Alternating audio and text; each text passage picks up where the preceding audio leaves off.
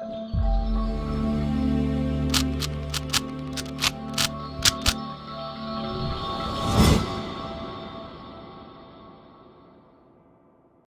Guys, welcome to विवा classes. आज हम स्टार्ट करेंगे क्लास 12 मैथ्स चैप्टर 3 मैट्रिसेस के एग्जाम्पल नंबर 7 to 15। जैसा कि आप लोग जानते हैं एक्सरसाइज 3.1 पूरी उससे रिलेटेड एग्जाम्पल इंट्रोडक्शन ऑलरेडी हम अपलोड कर चुके हैं। ये न्यू वीडियोस हैं डियर।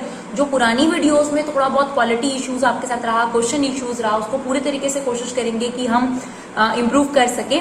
तो चलिए फटाफट से स्टार्ट करते हैं। पहले रूल जान लेते हैं कि जो मैथमेटिकल ऑपरेशन मैट्रिक्स में ऑपरेट करे जाते हैं, यानी एडिशन, सब्ट्रैक्शन, मल्टीप्लिकेशन, इनको लेकर मैट्रिक्स में क्या रूल है।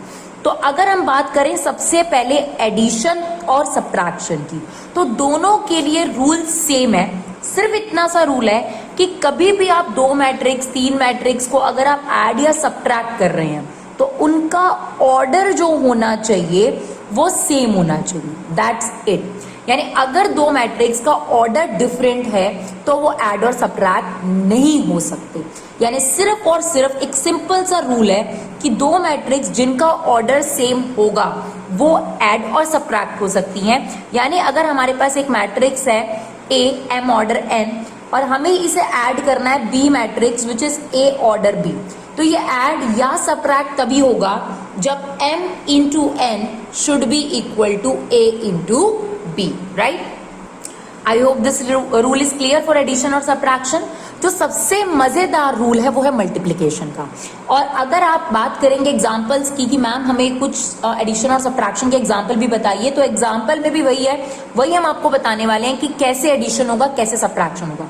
अब मल्टीप्लिकेशन की अगर बात करें तो अगर आपके पास कभी भी दो मैट्रिक्स गिवन हो, let it be A matrix है एम ऑर्डर एन और बी मैट्रिक्स है यू इंटू वी, और हमें इन दोनों मैट्रिक्स को मल्टीप्लाई करना है। फर्स्ट ऑफ ऑल तो हमें ये चेक करना है कि मल्टीप्लाई हो भी सकती हैं या नहीं।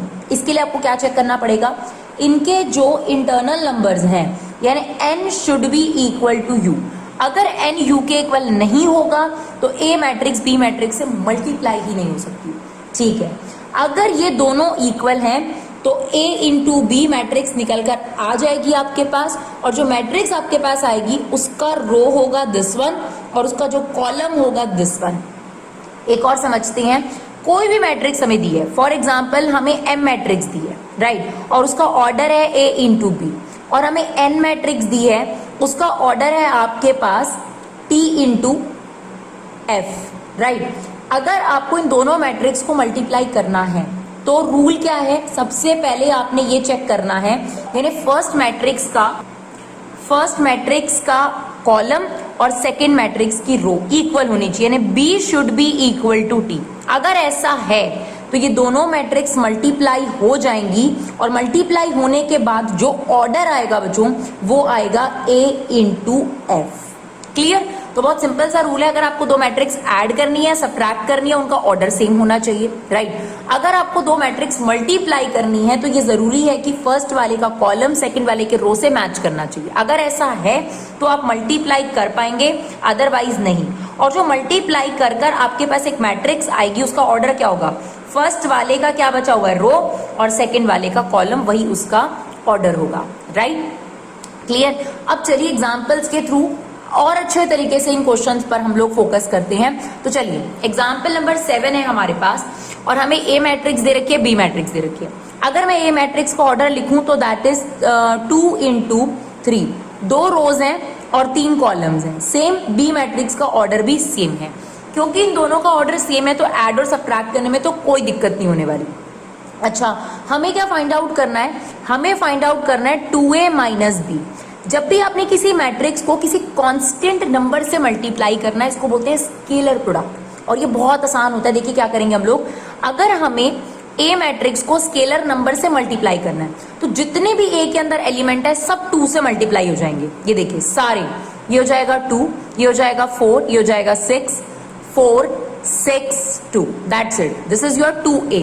इसको बोलते हैं स्केलर प्रोडक्ट। इसको लेकर कोई खास रूल नहीं है, बस सिंपली आपने सभी एलिमेंट जितने भी है मैट्रिक्स के उसे 2 से मल्टीप्लाई कर दो।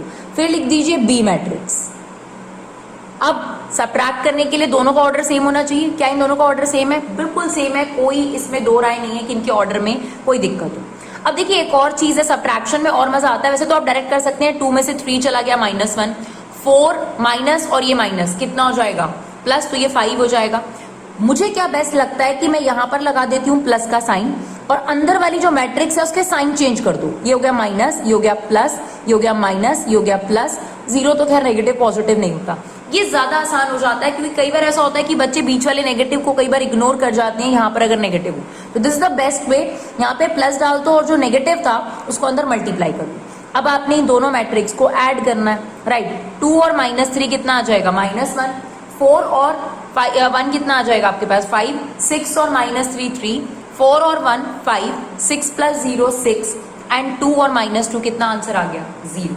तो आई hope this question is clear, this example is clear.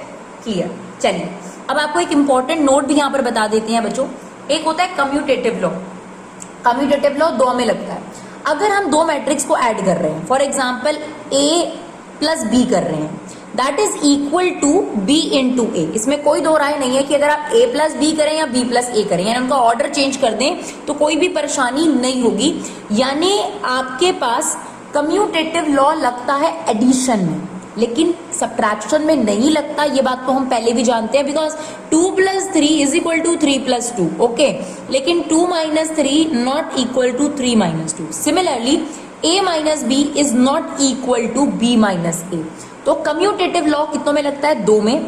तो A + B यानी एडिशन में कम्यूटेटिव लॉ लगेगा A + B equal to B + A, but A - B is not equal to, definitely not equal to B - A।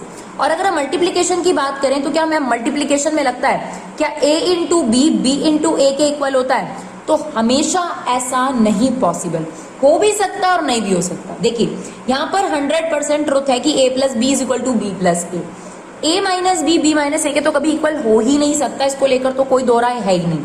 लेकिन A × B B + A के equal हो भी सकता है और नहीं भी हो सकता।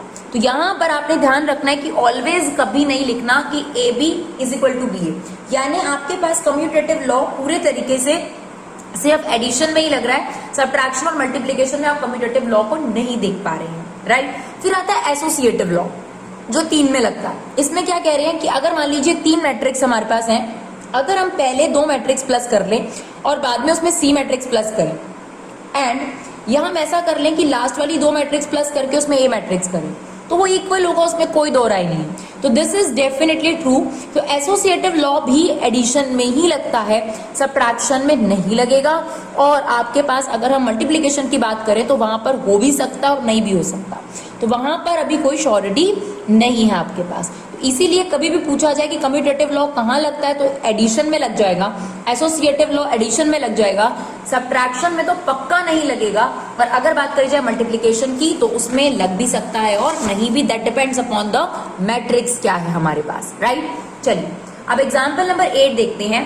एग्जाम्पल नंबर 8 में आपको A मैट्रिक्स गिवन है, B मैट्रिक्स गिवन है और आपको X मैट्रिक्स फाइंड आउट करनी है, राइट। X मैट्रिक्स आपको यहाँ पर फाइंड आउट करनी है और आपके पास एक इक्वेशन दे रखी है कि जो 2A मैट्रिक्स है that is equal to 3x + 5b। Okay, हमारे पास इक्वेशन क्या है 2A + 3x = 5b। क्लियर। यहां से सबसे पहले काम करते हैं, हम X मैट्रिक्स निकाल लेते हैं। या आप ऐसा जरूरी नहीं है कि ये चीज करें, आप डायरेक्टली ये मैट्रिक्स की वैल्यू भी पुट कर सकते हैं। तो एक काम करते हैं, इस इक्वेशन में वैल्यूज रखते हैं।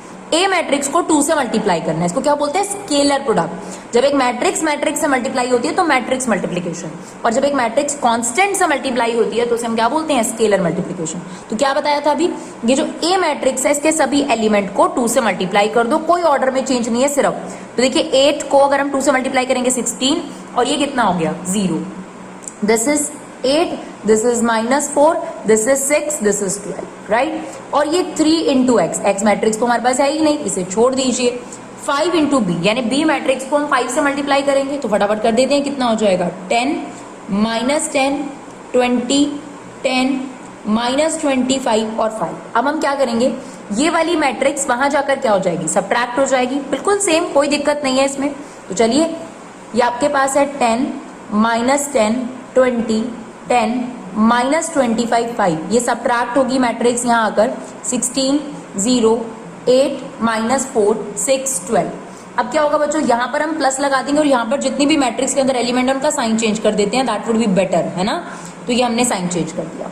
तो चलो अब फटाफट से इसका रिजल्ट निकाल लेते हैं। क्या ये दो मैट्रिक्स ऐड हो सकते हैं? बिल्कुल, क्योंकि इन दोनों का ऑर्डर सेम है, that is 3 into 2, that is also 3 into 2। तो 10 minus 16, it's -6, that is -10, that is 12, that is 14, 31 and that is -7।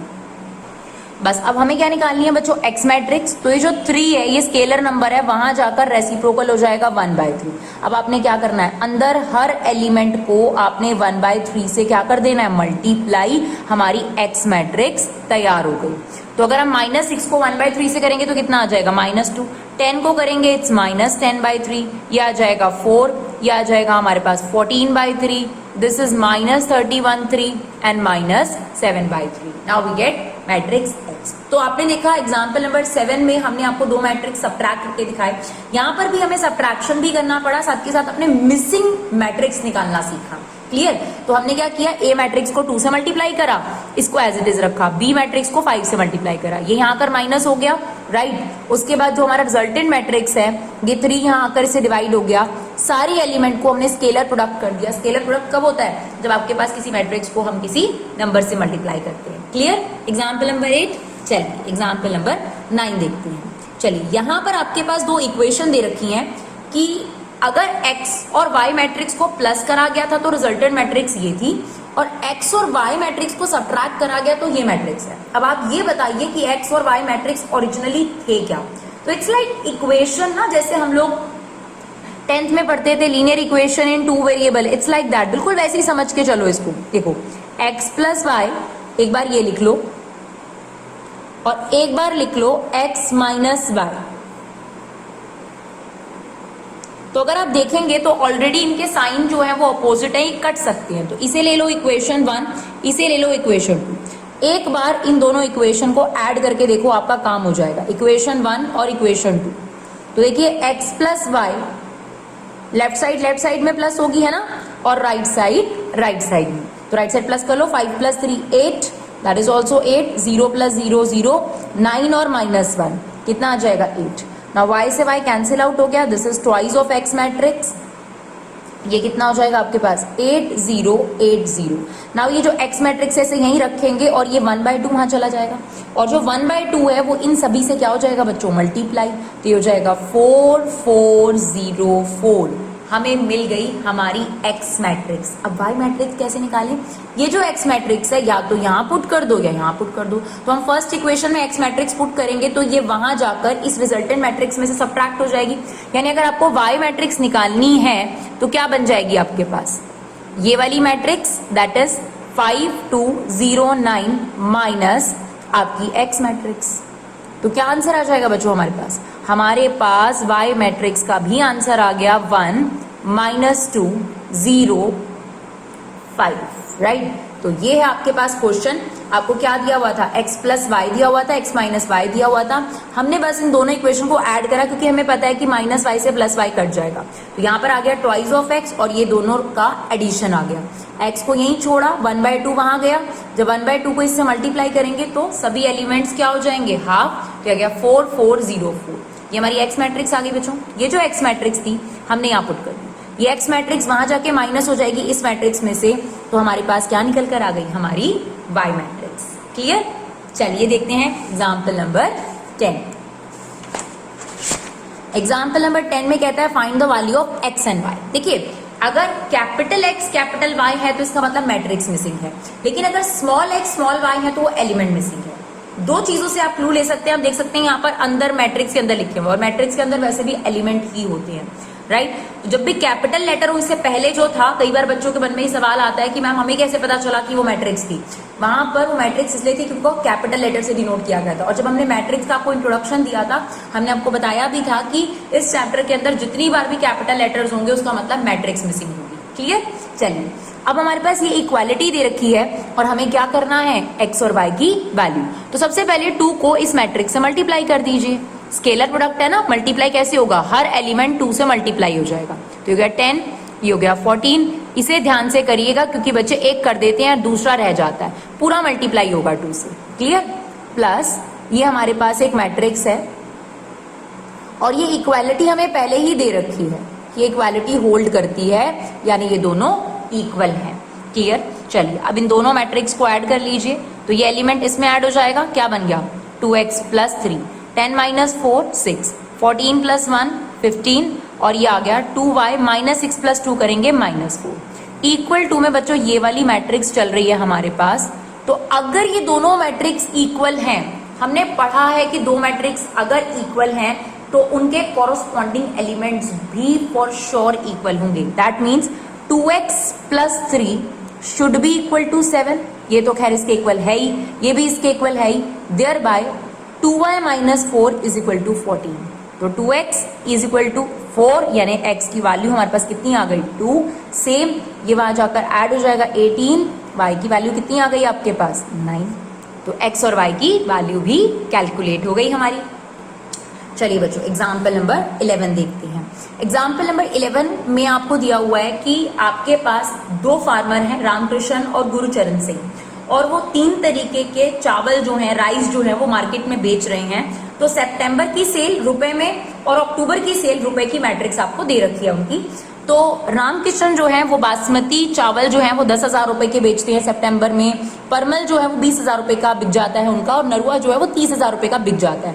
Gurucharan Singh की कॉरस्पॉन्डिंग फिगर है 50,000 रुपीज बासमती राइस बेच लेते हैं, 30,000 रुपीज परमल राइस बेच लेते हैं, और नरुआ जो है वो 10,000 बिक जाता है उनका। सिमिलरली हमें अक्टूबर की सेल्स भी दे रखी है रामकृष्ण और गुरुचरण दोनों की। अब हमसे क्वेश्चन में क्या पूछा है, राइट, फाइंड कंबाइंड सेल। तो कंबाइंड सेल का क्या मतलब होता है कि मुझे दोनों सेल्स इकट्ठी बता दो। तो मुझे फर्स्ट पार्ट में क्या करना चाहिए बच्चों, ए और बी मैट्रिक्स का एडिशन करना चाहिए, क्योंकि कंबाइंड का मतलब तो यही होता है। क्या इन दोनों मैट्रिक्स का ऑर्डर सेम है? बिल्कुल सेम है, 2 rows 3 column, same here 2 rows 3 column, यानी ये दो मैट्रिक्स डेफिनेटली ऐड हो सकती हैं। तो 10,000 प्लस 5,000 ये कितना हो गया 15,000, 20,000 plus 10,000 30,000, 30,000 plus 6,000 36,000, 50,000 plus 20,000 70,000, 30,000 plus 10,000 40,000, 10,000 plus 10,000 20,000, right. तो हमारा फर्स्ट पार्ट का आंसर तो आ गया। फिर हमें सेकंड पार्ट में कहता है find increase in sale from September to October. हमें ये बताना है कि सितंबर से अक्टूबर में क्या इंक्रीज आ गया। इट्स लाइक दैट, जैसे सब्ट्रैक्शन में क्या लिखते हैं, दिस सब्ट्रैक्ट फ्रॉम दिस। अब इंक्रीज तो डिफरेंस से ही पता चलेगा कि कितना चेंज आया है आपके पास, और सितंबर से अक्टूबर बोला है, तो आप देखिए it's like that, subtract from पहले लिखा जाता है और 2 बाद में लिखा जाता है, यानी सितंबर में से अक्टूबर वाली सेल्स को सब्ट्रैक्ट करो। तो हमें यहाँ पर क्या फाइंड आउट करना है, ए माइनस बी। तो 10,000 माइनस 5,000 5,000 रुपीज की सेल, 20,000 माइनस 10,000 यानी 10,000 रुपए की सेल आपके पास ये डिक्रीज हुई है बच्चों। देखो 10,000 रुपए सितंबर में हो रहे थे 5,000 रुपए, तो डिक्रीज कितने से हो गई 5,000 रुपए से। तो हमें जो ए माइनस बी मैट्रिक्स है वो क्या दिखा रही है कि आप सितंबर से अक्टूबर में आपकी सेल में क्या गिरावट आई। तो 10,000 रुपए की सेल थी, अब 5 रह गई, तो कितने का चेंज आ गया 5,000 रुपीज का। सितंबर में 20,000 रुपीज रामकृष्ण के परमल जो राइस बिके थे, अब 10,000 रुपीज के, तो 10,000 रुपीज की उनकी सेल डिक्रीज हो गई। सिमिलरली अगर सितंबर की बात करी जाए तो 30,000 रुपीज की उनकी सेल हुई थी और अब सिर्फ 6,000 रुपए की, तो 24,000 रुपए की सेल उनकी रिड्यूस हो गई। 50,000 से 20,000 हो गया यानी 30,000 रुपीज का सेल रिड्यूस हो गया, 30,000 से 10,000 हो गया यानी 20,000 रुपीज का सेल रिड्यूस। और यहाँ पर बहुत अच्छी बात है, गुरुचरण सिंह जो है उनकी नरुआ की सेल में नो चेंज है। पिछले बार भी सितंबर में 10,000 रुपए का राइस बिका था और इस बार भी 10,000 रुपए का ही राइस बिका है। तो देखो किस तरीके से आप मैट्रिक्स में एडिशन सब्ट्रैक्शन इस्तेमाल कर सकते हैं, इसको समझाया गया है इस एग्जाम्पल के थ्रू, इस क्वेश्चन के थ्रू, कि आपने दो मैट्रिक्स को समझा, कितना इजी वे में इसको प्रेजेंट करा गया। अब यही चीज पैराग्राफ में लिखी होती तो कितनी कॉम्प्लिकेटेड होती, शायद इतनी सारी लाइनें वैसे ही भर जाती। लेकिन ये कितना अंडरस्टैंडेबल है कि रामकृष्ण की बासमती का परमल नरुआ जो 3 टाइप के राइस है उसकी क्या क्या रुपए की सेल हुई है, राइट। अब हमें ऐड करना था तो कितना इजीली ऐड कर दिया, सब्ट्रैक्ट करना है तो भी हम इजीली सब्ट्रैक्ट कर सकते हैं। और अभी भी यहाँ पर ये लिखा हुआ है बासमती, परमल और नरुआ, और ये जो है रामकृष्ण और गुरुचरण सिंह के बारे में ही इंफॉर्मेशन है। क्लियर। तो चलिए सेकेंड वाला हमारा पार्ट भी हो गया। थर्ड पार्ट देखते हैं। If both farmers receive 2% profit, find profit of each farmer for each variety in October. तो सिर्फ हमें अक्टूबर की सेल पर ही उनका प्रॉफिट निकालना है। ऐसा भी हो सकता था कि वो कंबाइंड प्रॉफिट पूछता, तो हम A प्लस बी मैट्रिक्स का 2% करते। फिलहाल हमें क्या करना है, इस मैट्रिक्स का, जो ये बी मैट्रिक्स है, इसका 2% करना है। क्यों? क्योंकि जितनी भी उनकी सेल हो रही है उसका 2% उन्हें क्या मिल रहा है, प्रॉफिट। तो it's basically 2% of B matrix, यानी अक्टूबर वाली सेल का हमें उनका कमीशन निकालना है, वो भी ईच वैरायटी का अलग अलग निकालना है ना। तो अलग अलग निकालने के लिए हमें यही करना पड़ेगा कि हम स्केलर प्रोडक्ट कर दें 2% से। तो अगर हम अब 2% करेंगे तो उसका क्या फायदा होगा, उससे हमें इनका अलग अलग प्रॉफिट मिलेगा। तो ये देखिए 100 रुपए इसका आ गया, ये कितना आ गया आपके पास 200 रुपए, ये आ गया हमारे पास 120 रुपीज, ये आ गया 400 रुपीज, ये आ गया 200 रुपीज, ये आ गया 200 रुपीज। ये क्या आ गया कि जो रामकृष्ण जी हैं उनके बासमती राइस पर 100 रुपए का प्रॉफिट हुआ अक्टूबर में, परमल पर उनका 200 रुपए प्रॉफिट हुआ है और नरुआ पर 120 रुपए का। और जो गुरुचरण सिंह है उनका 400 रुपए का प्रॉफिट हुआ है बासमती पर, परमल पर 200 रुपए का प्रॉफिट हुआ है और नरुआ पर 200 रुपए का प्रॉफिट हुआ है। क्लियर? तो देखिए किस तरीके से जो क्वेश्चंस हैं, एप्लीकेशन बेस्ड क्वेश्चन जो है वो आपके एग्जाम में आ सकते हैं। चलिए देखते हैं नेक्स्ट एग्जाम्पल। तो काफी एडिशन सब्ट्रैक्शन के क्वेश्चन हो गए, अब थोड़ा सा मल्टीप्लीकेशन भी देख लेते हैं। तो देखिए एग्जाम्पल नंबर 12, यहाँ पर थोड़ा ध्यान दीजिएगा क्योंकि एडिशन सब्ट्रैक्शन बहुत आसान है, मल्टीप्लीकेशन में दिक्कत आती है। ठीक है, अब आपको सबसे पहले कहा है फाइंड ए इंटू बी। सबसे पहले आपने चेक करना है कि ए मैट्रिक्स का ऑर्डर क्या है। तो 2 रोज हैं और 2 कॉलम है, और जो बी मैट्रिक्स है उसके 2 रोज हैं 3 कॉलम है। तो इसका मतलब आप पहले ये चेक करो क्या मल्टीप्लीकेशन पॉसिबल है। बिल्कुल पॉसिबल है क्योंकि ये दोनों मैच करने चाहिए, बिल्कुल सही है। और जो ए बी मैट्रिक्स होगी उसका ऑर्डर क्या होगा, 2 into 3। चलो अब मल्टीप्लीकेशन सीखते हैं। हमें ए इंटू बी निकालना है, तो पहले ए मैट्रिक्स, ऑर्डर बहुत मैटर करेगा, इसमें ध्यान रखिएगा। A into B is not equal to B into A necessarily, कोई जरूरी नहीं है कि A into B into A के इक्वल हो। ठीक है, चलिए अब मल्टीप्लीकाई कैसे करना है उसको ध्यान दीजिएगा। देखिए ये आपने फर्स्ट रो लेनी है और ये फर्स्ट कॉलम, ये फर्स्ट रो फर्स्ट कॉलम। 6 2 जा 12, बीच में डालो प्लस, 9 7 जा 63। इस तरीके से आपने मल्टीप्लाई करना है, ध्यान से देखिएगा। फर्स्ट रो फर्स्ट कॉलम, तो A11 एलिमेंट बन गया। अब फर्स्ट रो सेकंड कॉलम, तो आप भी सेकंड कॉलम पर आ जाओ। फर्स्ट रो सेकंड कॉलम, 6 6 जा 36 एंड 9 9 जा 81। क्लियर? फिर फर्स्ट रो थर्ड कॉलम, तो आप भी थर्ड कॉलम में आ जाओ। 6 को 0 से करोगे 0 और 9 8 जा 70। ध्यान से देखना, फर्स्ट रो फर्स्ट कॉलम, ठीक है, first row second column, first row third column. क्या बीच में प्लस आएगा मैम? बिल्कुल प्लस आएगा बच्चों। सेकंड रो पर आ जाओ। जब आप यहाँ सेकंड रो पर आ गए तो फिर यहाँ भी सेकंड रो पर आ जाओगे। Second row first column, second row first column, 2 2 जा 4 3 7 जा 21। सेकंड रो सेकंड कॉलम, देखिए 6 2 जा 12 9 3 जा 27। This one second row third column, 0 plus 24। Clear? अब आप इसे सिंप्लीफाई करके इसका फाइनल रिजल्ट निकाल लीजिए। हमारे पास ए बी मैट्रिक्स आ गई। तो ये आ गया हमारे पास 75, ये कितना आ गया हमारे पास 117, ये आ गया हमारे पास 72, ये आ गया 25, this is 39 and this is 24। तो इसमें हमें क्या बोला हुआ था, हमें ए इंटू बी निकाल कर दिखाना था। तो थोड़ा सा शायद क्लियर हुआ हो, अभी और ज्यादा आपको समझने की जरूरत है, खासतौर पे मल्टीप्लिकेशन में थोड़ी दिक्कत होती है।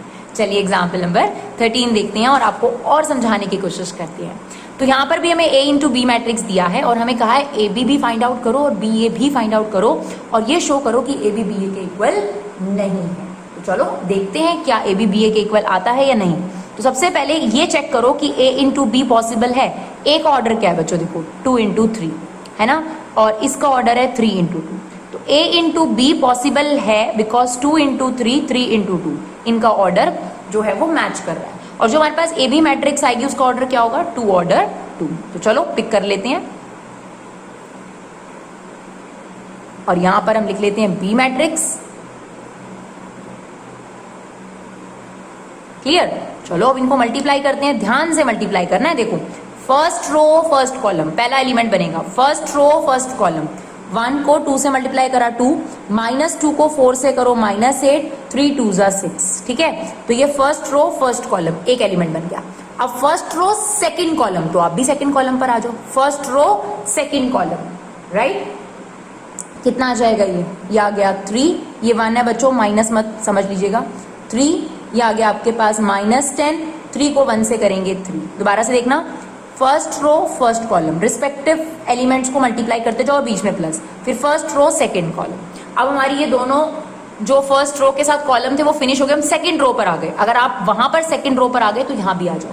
सेकेंड रो फर्स्ट कॉलम, ये देखो -4 8 आ गया, 2 4 ज़ा 8, 5 2 ज़ा 10।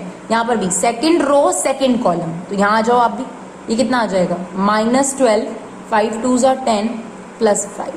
क्लियर? अब इसे सिंप्लीफाई कर लेते हैं और देखते हैं कि हमारा आंसर क्या बन रहा है।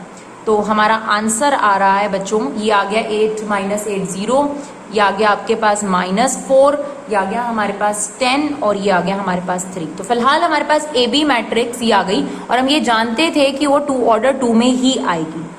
अब हमें क्या करना है, b इंटू ए। तो चेक करें क्या b इंटू ए पॉसिबल है। b का ऑर्डर क्या है 3 इंटू 2 और a का ऑर्डर क्या है 2 इंटू 3। हाँ जी बिल्कुल पॉसिबल है।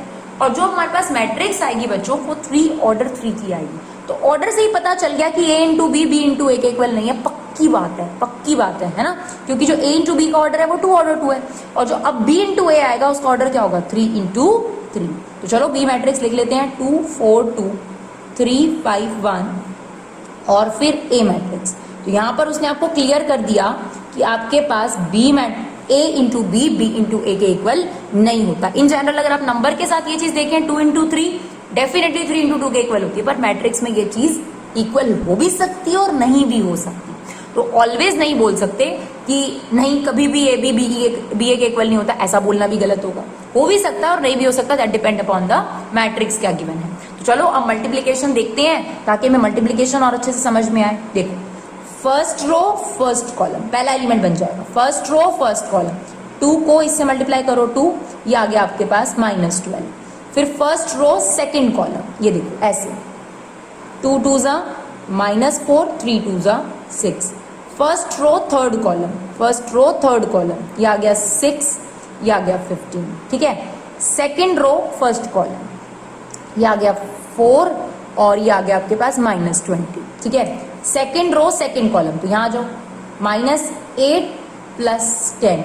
सेकेंड रो थर्ड कॉलम, तो ये आ गया 12 + 25। ठीक है।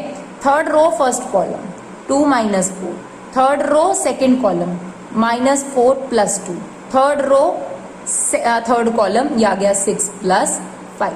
तो चलो सिंप्लीफाई करके इसका रिजल्ट निकाल लेते हैं। कितना आ जाएगा ये आपके पास, ये आ रहा है बच्चों हमारे पास -10, ये आ रहा है हमारे पास 2, ये आ रहा है हमारे पास 21, this is -16, this is 2, this is 37, this is -2, this is also -2 and 11। तो ये आप देख सकते हैं क्या A B matrix B A matrix के इक्वल है। ये बात तो हम आपको पहले ही बता चुके थे कि नहीं इक्वल है, बिकॉज इसका ऑर्डर है 2 ऑर्डर 2 और इसका ऑर्डर कितना है 3 ऑर्डर 3। तो वो तो हमें पहले ही पता लग चुका था, लेकिन और वेरीफाइड हो गया कि आप देख सकते हैं इसके एलिमेंट्स और इसके एलिमेंट बिल्कुल डिफरेंट हैं। चलिए देखते हैं क्वेश्चन नंबर 14, वो भी मल्टीप्लीकेशन पर ही है और ज्यादा मल्टीप्लीकेशन पर हमें क्लैरिटी हो जाएगी। ए मैट्रिक्स दिया, बी मैट्रिक्स दिया, कहता है फाइंड ए बी और बी ए, और डेफिनेटली अब हम ये वेरीफाई करेंगे क्या ए बी बी ए के इक्वल है या नहीं है। चलिए चेक कर लेते हैं। A into B, definitely multiplication possible है क्योंकि ये भी 2 ऑर्डर 2 है और ये भी 2 ऑर्डर 2 है, तो इंटरनल एलिमेंट्स तो मैच कर ही रहे हैं। तो चलिए करते हैं multiply.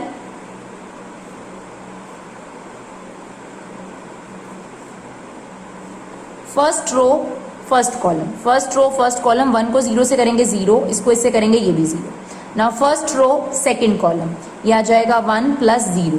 Now second row first column, second row first column, 0 को 0 से करा, -1 को इससे करा -1।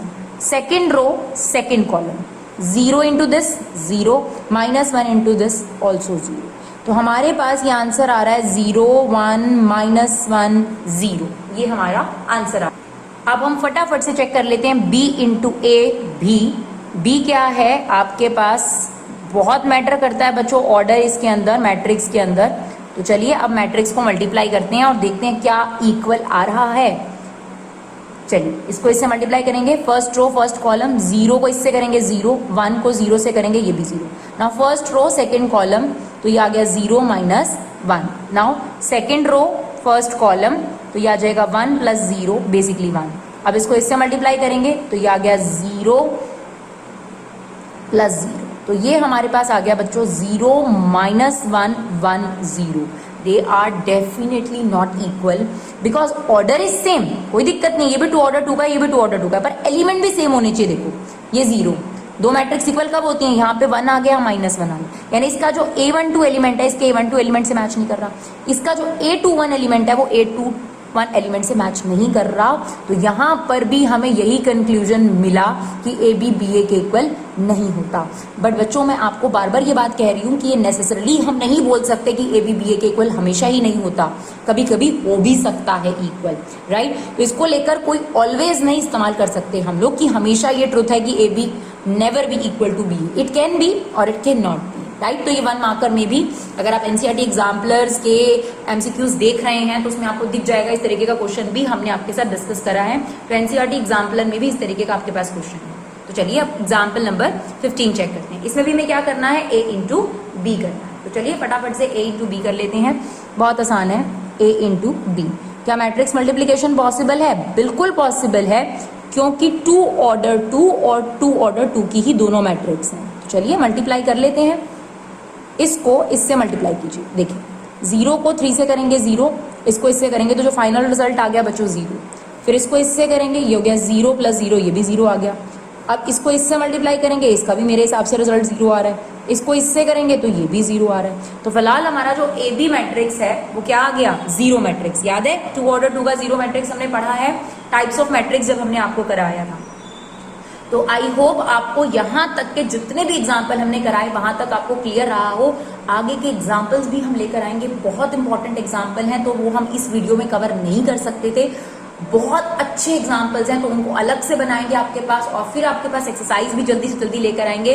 अगर आपको ये वीडियोस अच्छे लग रहे हैं, अगर आपको ये वीडियो यूजफुल लग रहे हैं, तो प्लीज बस आपसे एक रिक्वेस्ट है, हमारे यूट्यूब चैनल पर किसी भी तरीके के कोई चार्जेस दिए जाते, इस फ्री एजुकेशन को आप जितने ज्यादा लोगों तक फैला सकते हैं, ज्यादा से ज्यादा शेयर करिए। Thank you so much guys for love and support, keep supporting युवा क्लासेस।